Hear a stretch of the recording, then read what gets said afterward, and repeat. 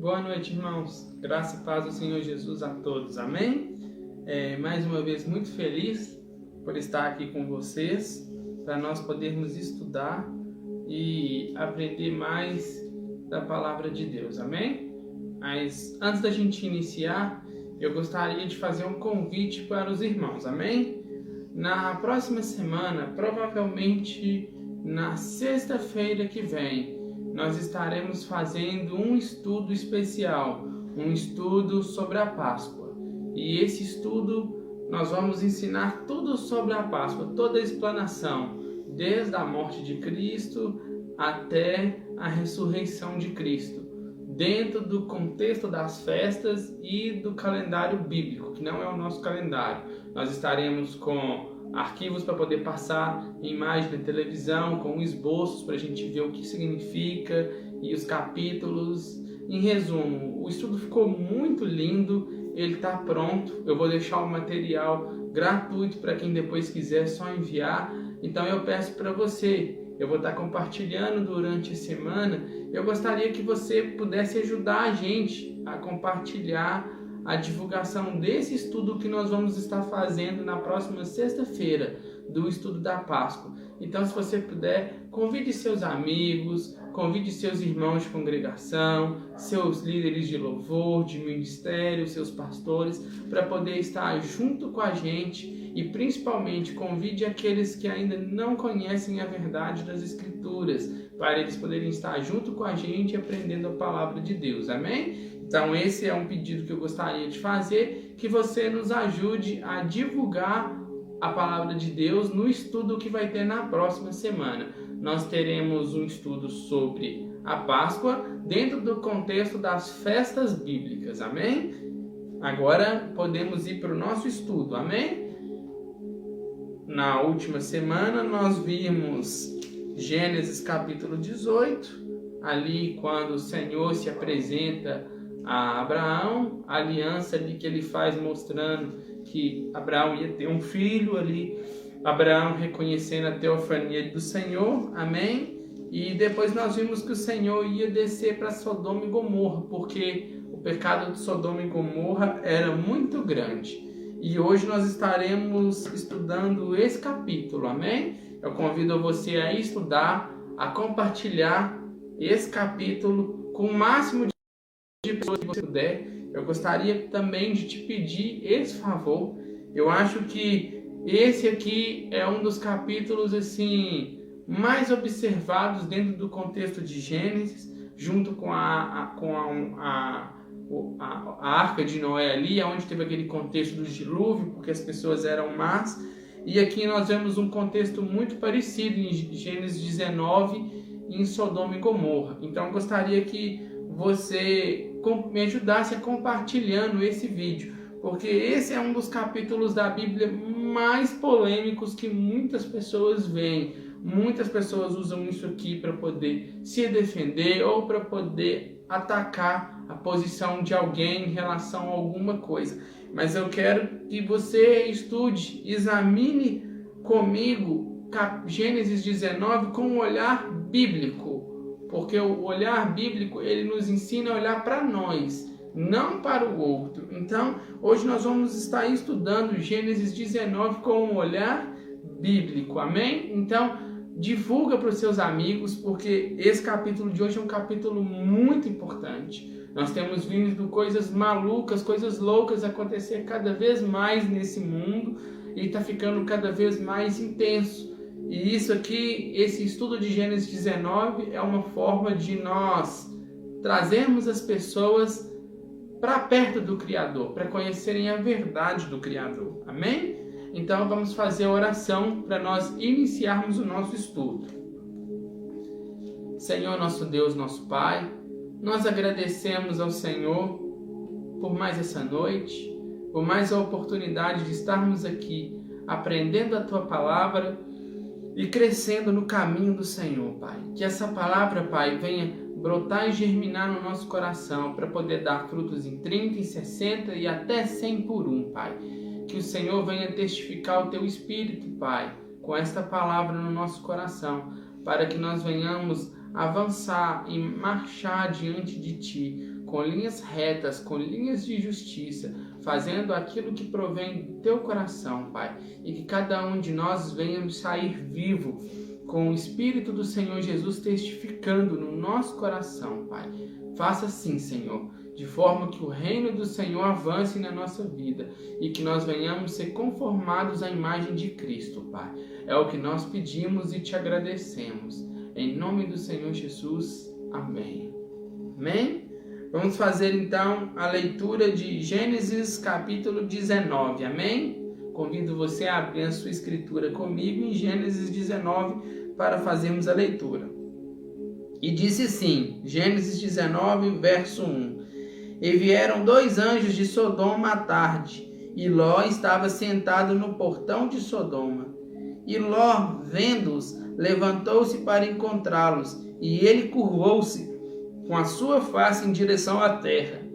E ele disse, eis agora, meus senhores, entrai, rogo-vos, na casa de vosso servo, e ficai a noite toda, e lavai os vossos pés, e levantareis cedo, e ireis no vosso caminho.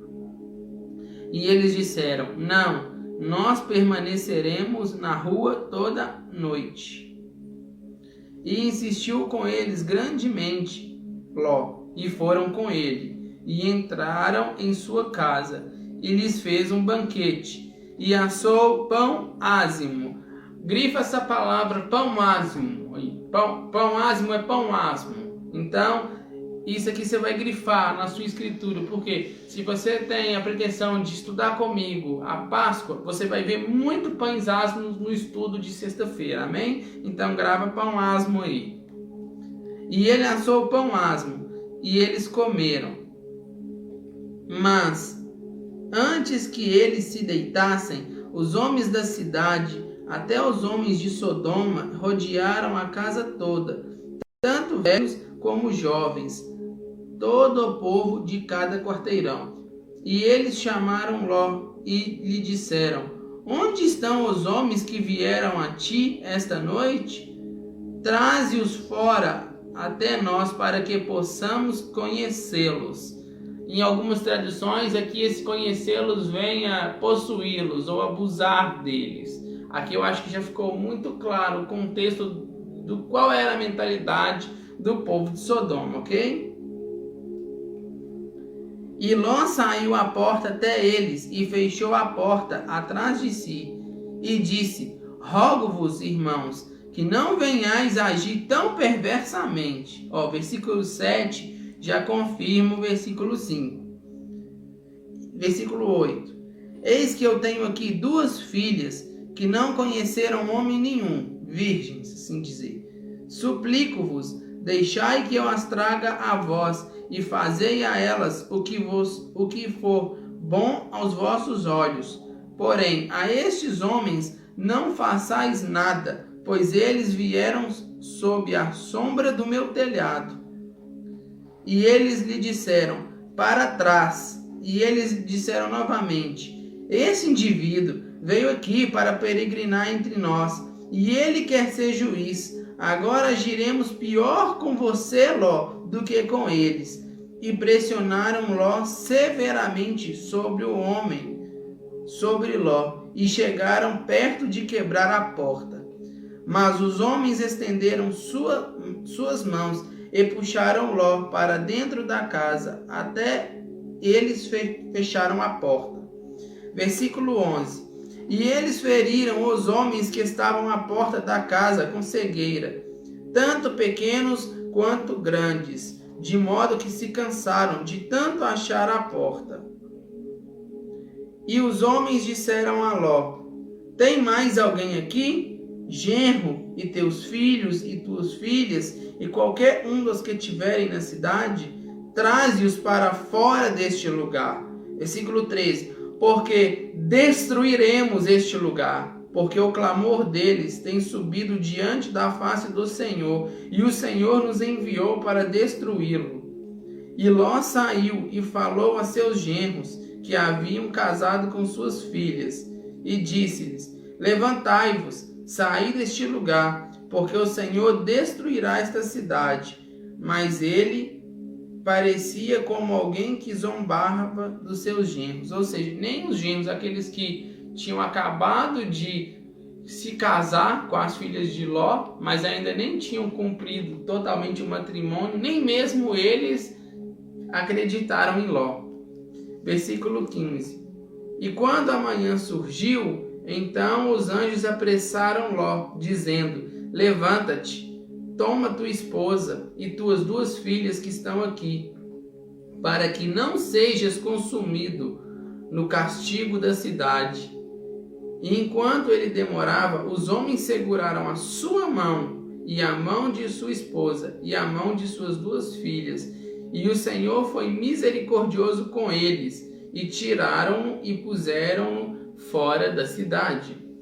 E aconteceu que, quando os que haviam trazido para fora dali, ele disse: foge pela tua vida, não olhes para trás, nem fique em toda esta planície. Foge para o monte, para que não seja consumido. E Ló lhes disse: assim não, meu senhor. Eis que agora o teu servo encontrou graça aos teus olhos, e tu magnificaste a tua misericórdia que mostraste ao salvar minha vida. E eu não posso fugir para o monte, para que o mal não me alcance e eu morra. Eis que essa cidade próxima para fugir é pequena. Deixa que eu fuja para lá, e minha alma viverá. E ele lhe disse: vê, aceitei também com respeito a esta causa, que não derrubarei esta cidade pela qual tu falaste. Apressa-te e foge para lá, pois eu não posso fazer coisa alguma até que tu chegues lá. Por isso o nome daquela cidade passou a se chamar Zoar. O sol havia se levantado sobre a terra quando Ló entrou em Zoar. E então o Senhor fez chover sobre Sodoma e Gomorra enxofre e fogo do Senhor desde o céu. E ele derrubou aquelas cidades e toda a planície e todos os habitantes da cidade e o que crescia sobre a terra. Mas a sua esposa olhou para trás, por detrás dele, e ela se tornou uma estátua de sal. E Abraão levantou-se cedo de manhã e foi para o lugar onde havia estado de pé diante do Senhor. E ele olhou para Sodoma e Gomorra, para toda a terra da planície, e eis que viu a fumaça da terra, que subia como fumaça de uma fornalha.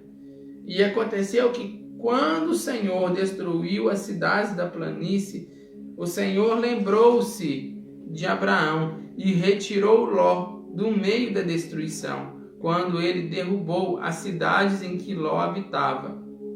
E Ló subiu de Zoar e habitou no monte, e suas 2 filhas com ele, pois ele temia habitar em Zoar. Ele habitou em uma caverna, ele e suas 2 filhas.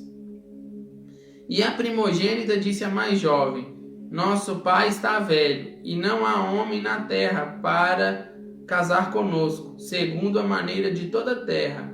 Vem, façamos o nosso pai beber vinho e deitaremos com ele, para que possamos preservar a semente de nosso pai. E elas fizeram seu pai beber vinho naquela noite. E a primogênita entrou e deitou com seu pai. E ele não percebeu quando ela deitou, nem quando ela se levantou. E aconteceu que no dia seguinte a primogênita disse à mais jovem: eis que eu deitei com meu pai na noite passada. Demos-lhe beber vinho esta noite. Também entra tu e deita com ele, para que possamos preservar a semente de nosso pai. E elas fizeram seu pai beber vinho naquela noite. E a mais jovem se levantou e deitou-se com ele. E ele não percebeu quando ela deitou, nem quando ela se levantou. E assim as 2 filhas de Ló conceberam de seu pai.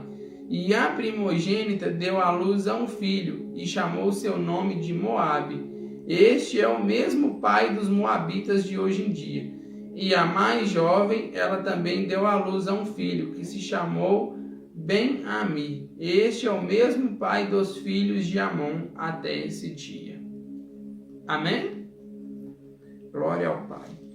Então, assim, foi um capítulo longo, né, que a gente leu, mas tem muita informação no capítulo 19, muita revelação profética de muita coisa que tem vivido em nossos dias, que por incrível que pareça, por mais que isso aconteceu há, vamos dizer, mais ou menos uns 5 milênios atrás, mas de certa forma o pecado entra na raiz do homem e faz ele cometer praticamente as mesmas coisas com intensidade.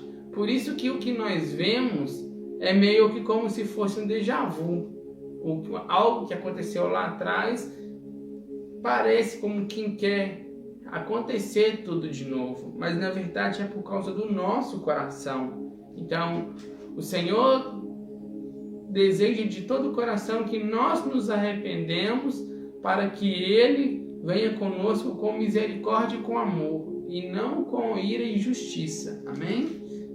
Então, temos alguns pontos muito importantes a aprender no estudo de hoje. No estudo de hoje, aprendemos como a justiça do Senhor é aplicada contra todos que afrontam a sua santidade.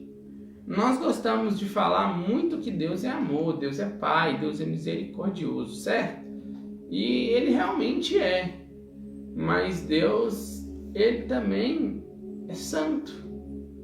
Eu costumo pensar que a santidade de Deus é a soma de todos os atributos de Deus. Porque em todos os atributos de Deus existe santidade. Então, o amor que Deus tem é um amor santo, é um amor diferenciado do nosso. A justiça de Deus é uma justiça santa, é uma justiça diferenciada de nós. A ira de Deus é uma ira santa, é uma ira diferenciada da nossa. A santidade significa kadosh em hebraico. A palavra kadosh significa cortado do meio ou separado. Quando a gente fala que Deus é santo, significa o quê? Deus é separado, Deus é distinto. Distinto do quê? Do pecado, do erro, da falha. Significa que Deus não tem erro, não tem imperfeição, não tem falha no imenso ser de Deus, no caráter de Deus, nos atributos de Deus, todos têm separação. O que faz distinção entre nós e o Criador, e que manda em muita parcela, é a santidade. E quando a gente peca, nós estamos deliberadamente afrontando a santidade de Deus. E a santidade de Deus, ela requer justiça. Amém? Então vamos ver algumas coisas do estudo que eu acho muito interessante. Primeiro, a seguinte questão. Vamos voltar em Gênesis, primeiro versículo. E vieram 2 anjos a Sodoma à tarde, e Ló estava sentado no portão de Sodoma. E Ló, vendo-os, levantou-se para encontrá-los, e ele curvou sua face em direção à terra. Interessante isso, né? Ele estava sentado à porta, quando ele viu, ele correu, ele fez igual a Abraão. Abraão, quando viu Cristo ali na teofania e os 2 anjos do testemunho de Cristo, ele correu e prostrou em humildade diante do Senhor. Ele reconheceu o ser de Deus ali. Ló reconheceu que aquela autoridade, aqueles 2 que chegavam, vinham da parte do Criador. Por isso ele veio correndo depressa. Olha só, Ló estava sentado à porta da cidade quando lhe vieram 2 anjos. Note, o número 2 aponta para o testemunho de Cristo. Amém? Nós acreditamos na Trindade, ok? Pai, Filho e Espírito Santo. Cristo é sempre a segunda pessoa na Trindade, na numerologia bíblica. Isso não quer dizer que o Pai é maior que o Filho, nem o Filho maior que o Pai. Isso é uma outra doutrina teológica que se tem que estudar. Eles são um só, mas em 3 pessoas. Então, o que acontece? O número 2 dá o testemunho de Cristo. Por isso que Cristo fala, quando 2 ou mais estiverem reunidos em meu nome, eu me faço presente no meio deles. E por isso Cristo enviava os discípulos de 2 em 2, para dar testemunho da verdade. Ou seja, Cristo nós de dois damos testemunho de Cristo através do Espírito. E o que o Filho, que é Cristo, é esse testemunho, é o testemunho do Pai. Porque em João fala que tudo que ele fala que vem do Pai. Ele não fala nada dele mesmo. Então, apesar de o número 2 significar a segunda pessoa na Trindade, que é Cristo, na unicidade é um só. Amém? Então, vamos deixar esse ponto bem claro. Então, o que aconteceu? Os anjos que vieram ali, vieram dando testemunho do Senhor, de Cristo. Ou seja, o número 2 aponta para o testemunho autêntico. Sendo assim, o número 2 aponta para o testemunho de Cristo, que é a segunda pessoa da Trindade. Significa que na aplicação da justiça da ira de Deus, é o Filho que julgará as nações e não o Pai. Amém? O que eu quero que você entenda? Que quem julga não é o Pai. Nós temos na cabeça que o Pai é um ser ferrenho e ele faz tudo e ponto final. Não. O que o Pai fez foi um plano de amor para resgatar o mundo através do Filho. E pelo que o Filho fez na cruz, ele entregou tudo na mão do Filho. Quem julga é o Filho. Quando a gente vê em Gênesis 18, que nós vemos 3 homens, 2 dando testemunho e um que Abraão adora. E ele fala, onde está Sara? Aquele era Cristo, que nós vimos na semana passada, na teofania. Sabe o que significa? Os 2 que foram, eles estavam amando de Cristo. Ou seja, quem julga é o Filho. Em Lucas fala que aquele dia ele vai separar as ovelhas dos bodes, como um pastor separa. Ele vai fazer separação, os que são e os que não são. É o Filho. Vamos abrir em João, capítulo 5, 22, 23. O Pai não precisa julgar, porque o caráter do Pai é o caráter do Filho. Tudo que o Filho faz, ele aprendeu com o Pai. Então, o Pai não tem o trabalho de julgar se ele já colocou tudo na mão do Filho. É o Filho quem julga.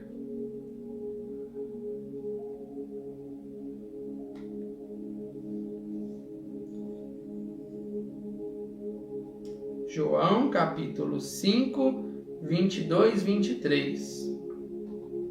Olha o que Cristo diz.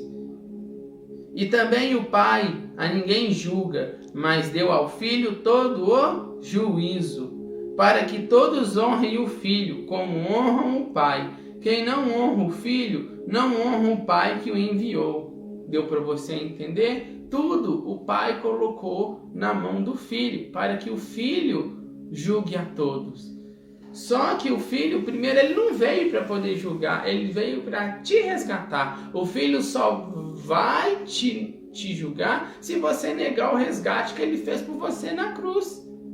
E o Pai é tão justo que diante do sacrifício do Filho dele na cruz, não seria nada mais justo do que ele deixar que o Filho julgasse. Porque o julgamento do Filho é o mesmo julgamento do Pai. E o julgamento do Pai é o julgamento do Filho. O que um fala, o outro assina embaixo. Não tem diferença. Eles são muito unidos. Por isso que eles são um. Entendeu? Então, a primeira coisa que nós temos que reconhecer. Aqui, quando eles vieram diante de Ló, eles estavam vindo amando do Senhor.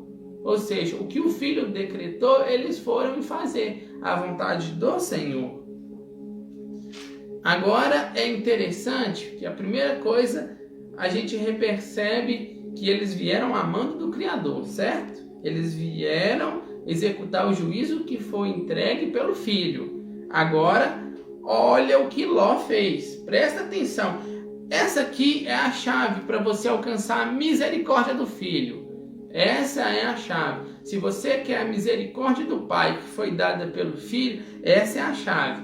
Percebe no que Ló fez. Ló fez isso antes do Filho se manifestar na carne e morrer. Ele faz coisas que muitas vezes eu e você não fazemos.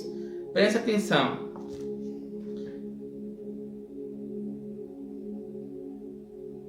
Em versículo 3. Insistiu com eles grandemente, e foram com ele e entraram em sua casa, e lhes fez um banquete, e lhe assou o pão asmo. Olha como que é importante essa palavra, pães asmos. Quando Ló fez isso, presta atenção, Ló preparou um banquete com pães asmos. Ao receber os anjos em sua casa, Ló prepara para eles um banquete com pães asmos. Os pães asmos, na verdade, são os pães sem fermento. Na instituição da Páscoa, após a morte do Cordeiro, seguia-se a festa dos pães asmos, que se iniciava um dia após a Páscoa, dia que o Cordeiro foi morto. E durante um tempo de 7 dias, toda a congregação de Israel não poderia comer pão que fosse levedado. Isso significa que o fermento representa o pecado, ou seja, ele ofereceu, o que Ló ofereceu? Pão sem pecado. O que ele estava falando? Retira de mim o meu pecado, tenha misericórdia de mim. Era praticamente isso que ele estava falando. Isso significa que o fermento representa o pecado na criação, que foi introduzido pelo pecado de Adão, mas foi retirado por Cristo, o Cordeiro de Deus que tira o pecado do mundo. Isso significa que Ló, ao levar os pães asmos aos anjos em sua casa, ele estava clamando pelas misericórdias do Senhor sobre sua casa, sobre sua vida, para que o pecado fosse retirado de sua vida e que o Senhor não levasse em conta os pecados de sua família e de sua vida no momento em que o juízo começasse contra aquela cidade. Por que o Senhor não levasse em conta? Porque ele sabia que ele tinha pecados. Por mais que ele fosse a pessoa mais correta daquela cidade, ele sabia que moralmente, na raiz do coração dele, ele tinha herdado a consequência do pecado que vinha de Adão. Ele tinha os exemplos de Abraão, ele sabia quem era o Criador. Então, por isso ele ofereceu pão asmo. Ali ele estava falando assim: Senhor, eu sei que os senhores vieram amando do Criador, mas eu creio que esse mesmo Criador pode retirar o meu pecado. Ele vai retirar o meu pecado. Eu sei que daqui a mais ou menos 4 milênios à frente, a 3 milênios à frente, ele vai vir e vai retirar o meu pecado. Então, diante disso eu ofereço pão asmo, mas retira de mim o meu pecado e tenha misericórdia de mim. Eu reconheço as minhas transgressões. Era isso que Ló estava falando. Ló reconheceu que aqueles homens vieram para poder julgar, para poder condenar. Eles tinham autoridade, eles foram outorgados para fazer aquilo, mas ele clamou as misericórdias que seriam dadas pelo sangue do próprio Criador. Ele estava falando assim: retire de mim o meu pecado. Será que nós temos feito isso na nossa vida? Nós temos reconhecido a nossa falha, a raiz de amargura, a raiz de pecado, a natureza adâmica que nos faz caminhar distantes do Senhor? E será que nós temos pedido ao Senhor, pelo sacrifício de Cristo, que o pecado, que é o fermento da nossa vida, tenha sido tirado nos pães asmos? Será que nós temos feito isso? Ló deixa sim um exemplo maravilhoso. Eu digo para você que se a gente leu aqui, quer ver? Versão capítulo 19 tem 38 versículos, mas o versículo 1, 2 e 3 são os mais importantes, porque aqui você tem um ensinamento moral de como se humilhar e reconhecer a grandeza do Senhor. Amém? Porque se você não reconhecer a grandeza do Senhor, certamente a ira do Senhor virá contra você por causa da santidade. O Senhor, Ele faz justiça amando da sua santidade. Ele fala em Naum, eu sou longânimo em misericórdia, mas eu não vou tomar culpado por inocente. Ele é muito claro. Então, agora é a hora de nós alcançarmos as misericórdias do Senhor, porque elas têm se durado a cada manhã. Mas e se o amanhã acabar? Você vai esperar o amanhã acabar para pedir misericórdia quando ele não tiver mais misericórdia? Pensemos nisso. Agora, esse é o ponto mais crítico do capítulo. E aqui nós vamos apontar para pecado.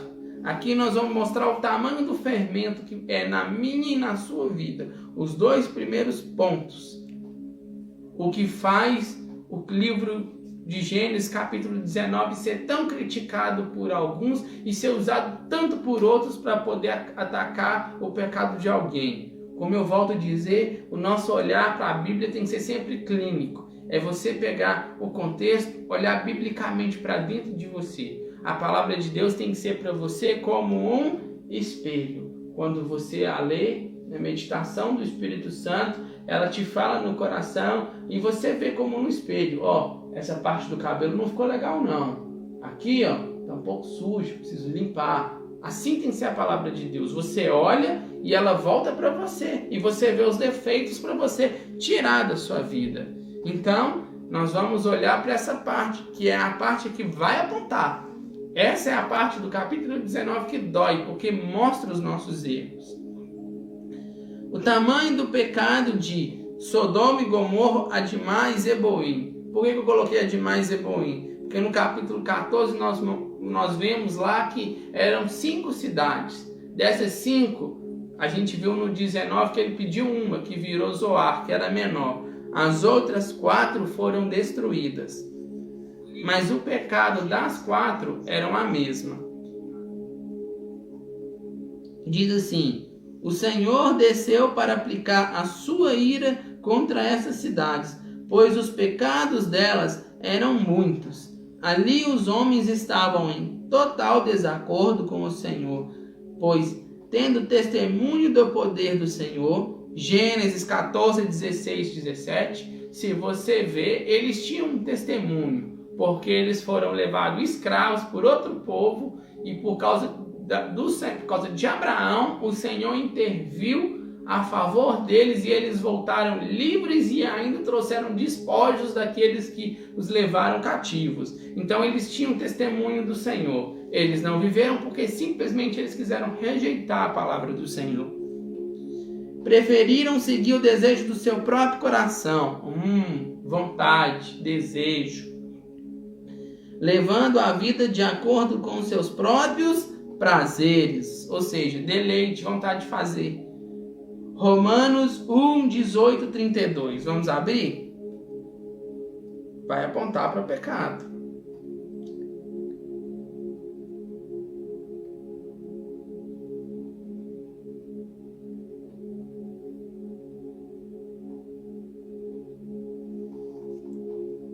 Diz assim: a ira de Deus contra os sem fé, porque do céu se manifesta a ira de Deus sobre toda impiedade e injustiça dos homens, que detêm a verdade e injustiça. Porquanto o que de Deus se pode conhecer, nele se manifesta, porque Deus lhe manifestou, porque as suas coisas invisíveis desde a criação do mundo, tanto o seu eterno poder como a sua divindade, ou seja, o poder do Senhor, que ele está acima, se entendem claramente e se veem pelas coisas que ele foram criadas. Ou seja, você olha para a criação, você vê as árvores, o céu, a lua, o sol, você mesmo, seu próximo, a terra, você vê a manifestação da glória de Deus. Então a própria terra, a própria criação dá testemunho contra nós da existência de Deus, caso nós venhamos não somente não crer, mas rejeitar a palavra e a soberania dele.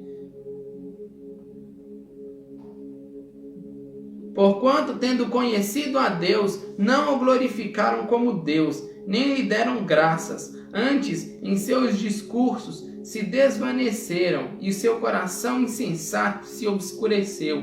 Dizendo-se sábios, tornaram-se loucos, e mudaram a glória do Deus incorruptível em semelhança de homem corruptível, e de aves, e de quadrúpedes, e de répteis.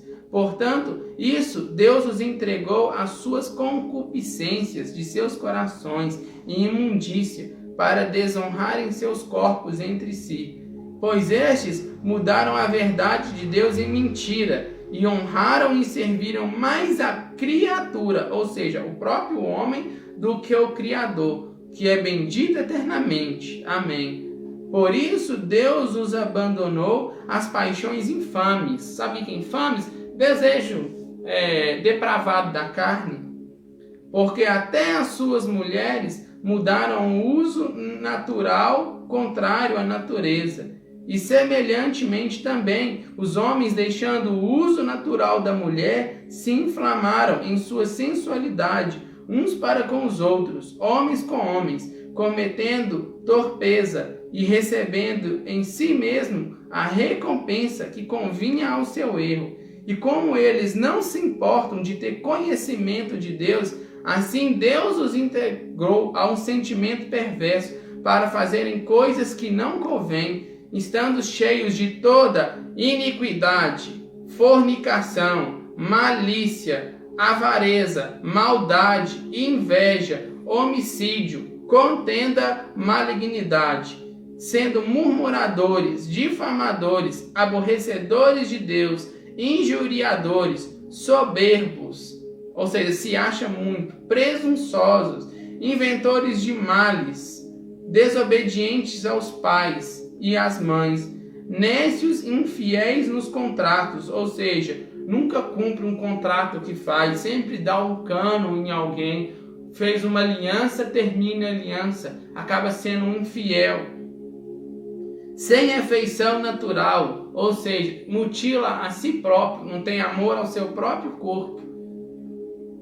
irreconciliáveis, ou seja, não aceita perdoar nem pedir perdão, sem misericórdia, não consegue ser misericordioso para com o próximo, os quais, conhecendo o juízo de Deus, que são dignos de morte, os que tais coisas praticam, não somente as fazem, mas também agradam as que a fazem.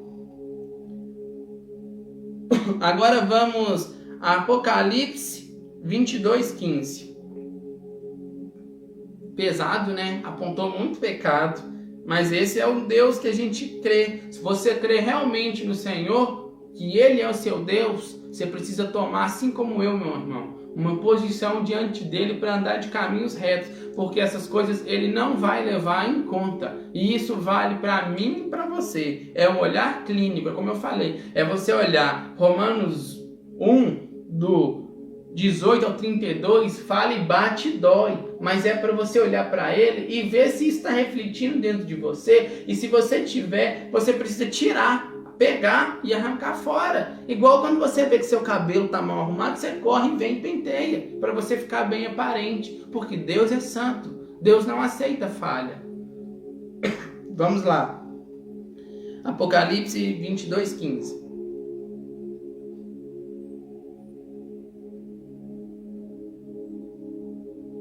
Olha o que diz, esse é mais curto, mas é forte também.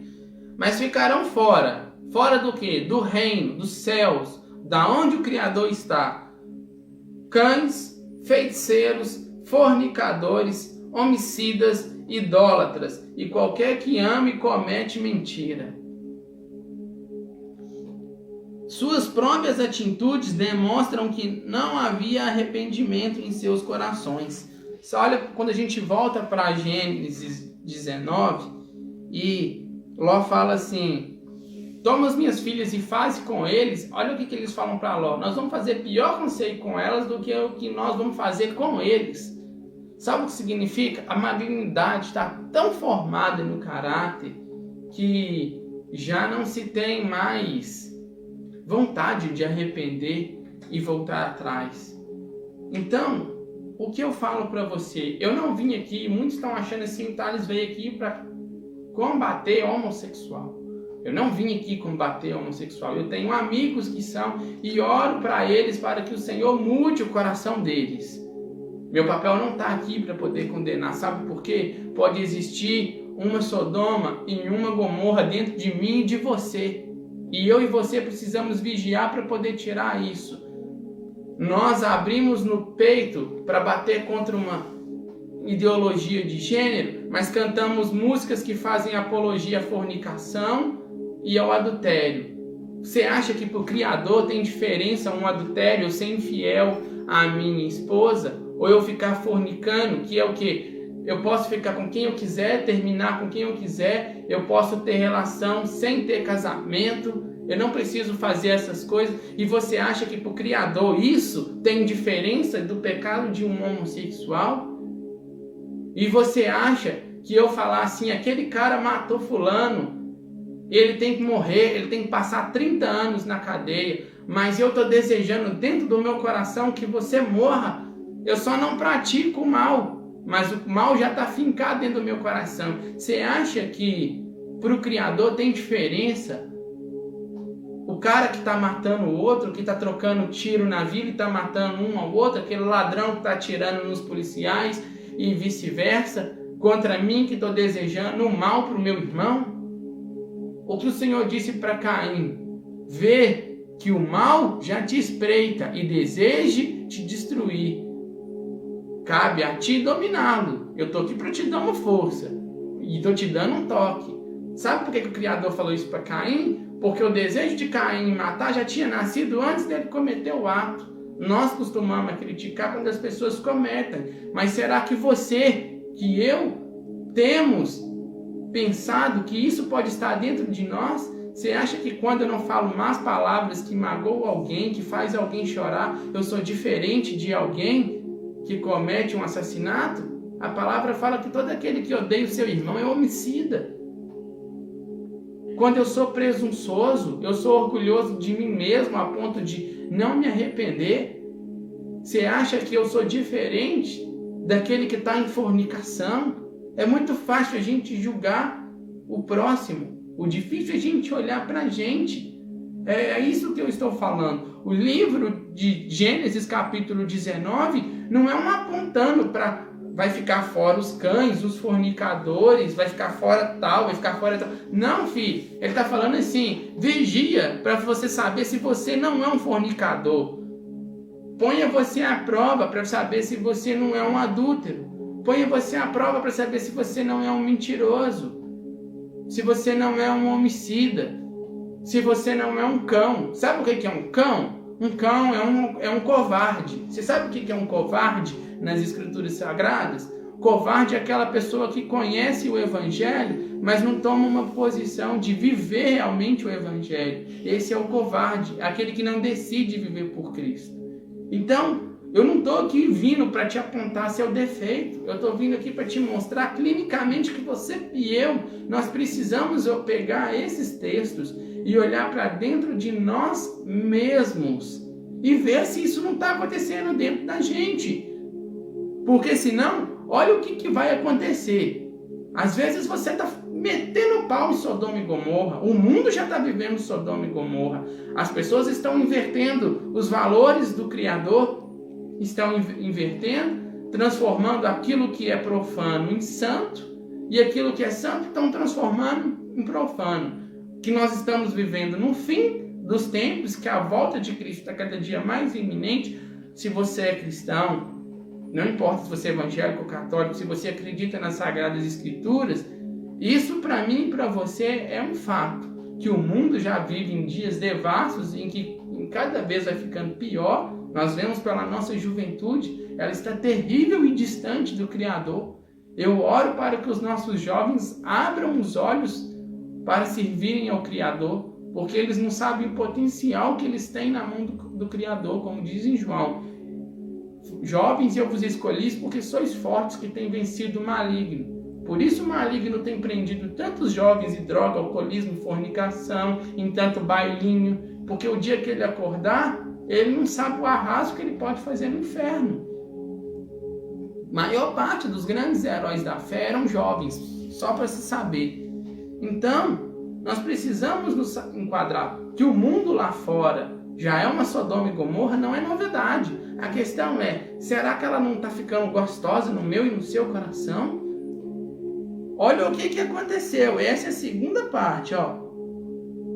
As suas próprias atitudes demonstraram que não havia um arrependimento em seu coração. João 3:17 ao 20.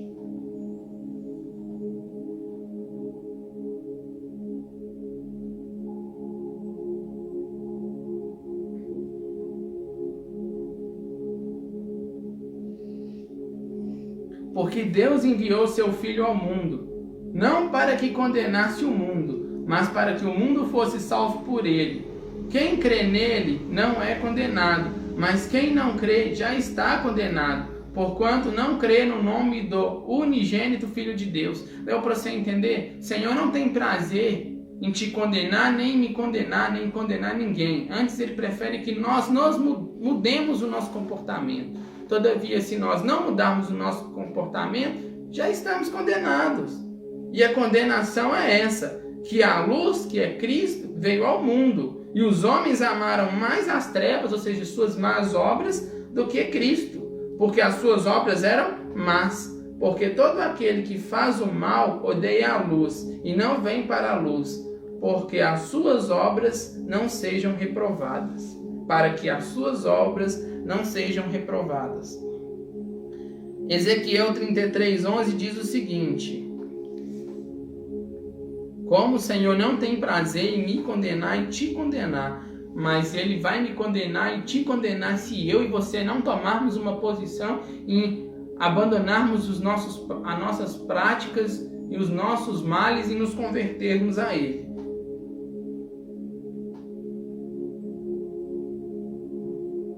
E disse-lhes: vivo eu, diz o Senhor Deus, que não tenho prazer na morte do ímpio, mas que o ímpio se converta do seu mau caminho e viva. Convertei-vos dos vossos maus caminhos. Por que razão morrereis, ó casa de Israel? Olha o que o Criador está falando.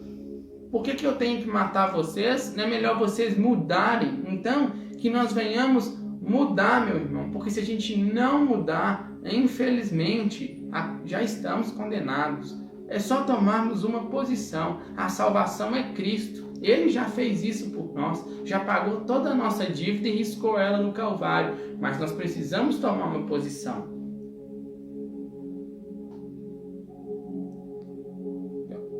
Mas a mulher de Ló virou uma estátua de sal. Não é isso que está escrito nas Escrituras? Aqui, ó.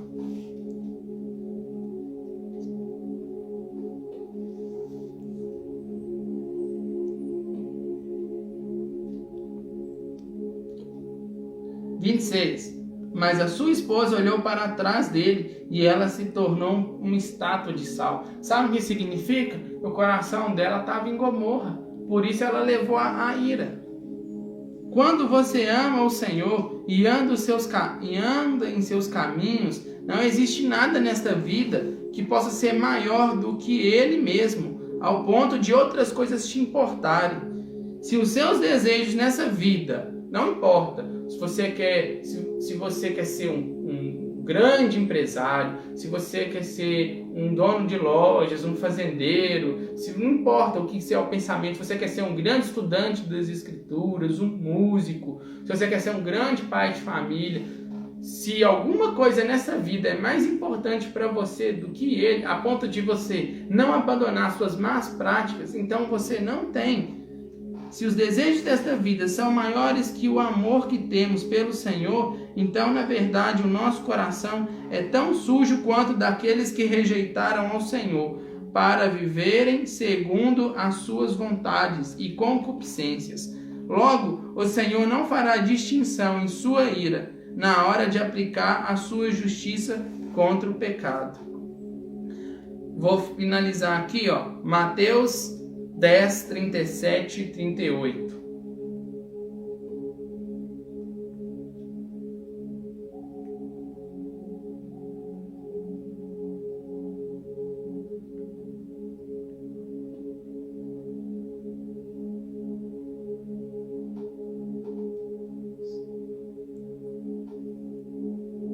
Quem ama o pai ou a mãe mais do que a mim não é digno de mim. Quem ama o filho ou a filha mais do que a mim, não é digno de mim. E quem não toma a sua cruz, sabe o que significa? Toma a sua cruz, renuncia seu eu, renuncia sua vontade. Não é que você não pode ser um músico, você não pode ser um empresário, você não pode ser um fazendeiro, você não pode ser um grande pai de família, não. Não é que você não deve amar seu filho, não. Mas se essas coisas te custam fazer o que é mal, então você não é digno dele. É disso que ele está falando. Pega a sua vontade ruim e taca ela na cruz e segue-me. Senão, você não é digno dele. Porque todos aqueles que são dignos dele carregam esta cruz. Quem não toma a sua cruz e não segue após mim, não é digno de mim.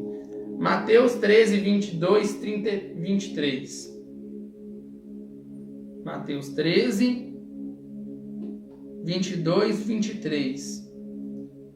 E o que foi semeado entre os espinhos é o que ouve a palavra, mas os cuidados desse mundo, olha, os cuidados, as coisas deste mundo, a sedução, riqueza, reconhecimento, prestígio, sufocam a palavra e ela fica infrutífera.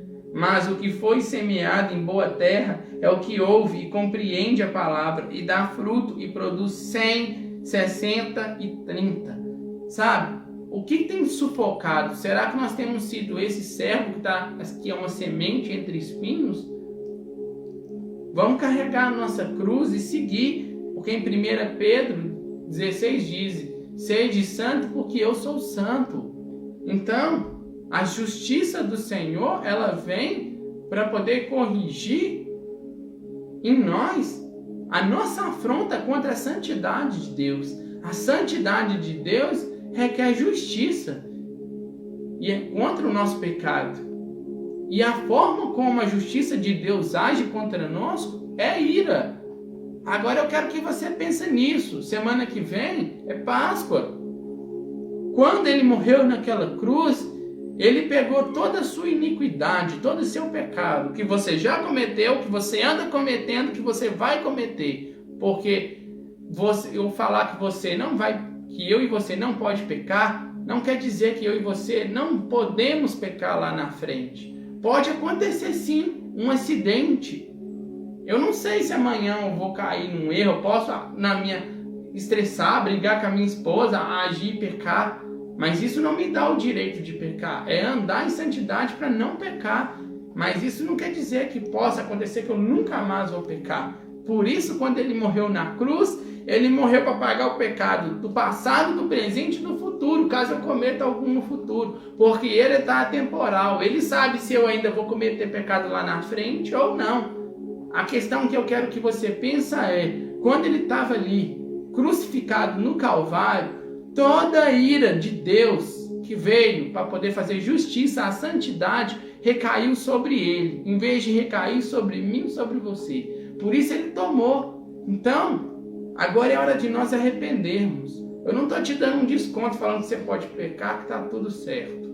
Eu estou te dizendo o seguinte: vamos andar em santidade diante do Senhor e crer que o resto ele vai fazer. Amém? Que o Senhor abençoe cada um, em nome de Jesus. Vamos orar? Pai, nós te louvamos e te agradecemos pela tua palavra, que ela entre no nosso coração, faça-nos crescer diante da tua palavra, para que possamos caminhar, Pai, segundo o teu coração. Eu peço, Senhor, que cada um de nós venhamos nos arrepender diante de ti e caminharmos, ó Pai, segundo o teu coração, Pai. Controla-nos, ó Pai, para que venhamos crescer na tua palavra. Nos ensina a te amar, nos ensina a te obedecer e a nos santificar, Pai. Que cada um venha ser transformado, Pai, em nome de Jesus. Amém. Que o Senhor abençoe você. Tenha um ótimo final de semana na mão do Criador e até a próxima semana. Amém? Nós vamos estar colocando um estudo no canal Vivendo com o Olhar de Cristo. Você pode estar lá assistindo, amém? E semana que vem estaremos com o estudo da Páscoa. Não esqueça de compartilhar para os seus amigos, amém? Para nós crescermos no conhecimento do Senhor. Que o Senhor te abençoe, em nome de Jesus. Fiquem com Deus.